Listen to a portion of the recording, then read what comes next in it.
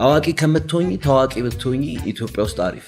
የኢትዮጵያ ባንዲራ እንደ ጀሜካ የሚውለበለብበት ሀገር የለም። በዛው አንተም ካለህ ቅርበት አንጻር ከጃማይካና ከማርሌ ቤተሰቦች ጋር ያለህን ቅርበት የሆነ የኢትዮጵያ መንግስት እንደውም በዚህ አጋጣሚ ለማርሌ ቤተሰብ ሁለተኛ ሲቲዝንሽፕ ቢሰጣቸው እንደ ስጦታ። እዚህ አርት ቢዝነስ ላይ የሚደብረው ገንዘብ ሰውን ሲቀየር ታያለሽ። ከቴዲ አፍሮ ጋር ስትሰራ ምን ገጠመኝ ነበር? ስለ ቴዲ ማውራት አያስፈልግም። ናዝራዊ ኢየሱስ የለም ጸጉሩ እንዲሆነ ኢየሱስ አይቻላቅ። አንበሳ ዞር ብሎ ጎፈሬውን እያየ አይደለም አንበስነቱ ትዝ የሚለው ልቡ ነው አንበሳ። ራስታነት ከመቼ ጀምሮ ነው የጀመርከው?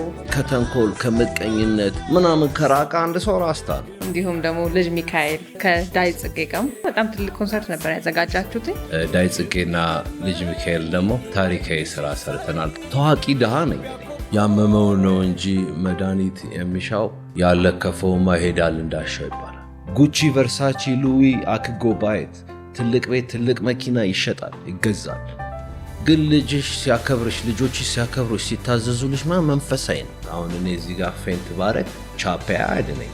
የአገሬ ሰው የተማረ ይግደለኝ ይላል። እኔ ወለየ ይግደለኝ ነው ምለዋል። እኛ እኮ ስላልተቀበርን ነው እንጂ ሰፊው ሞተናል።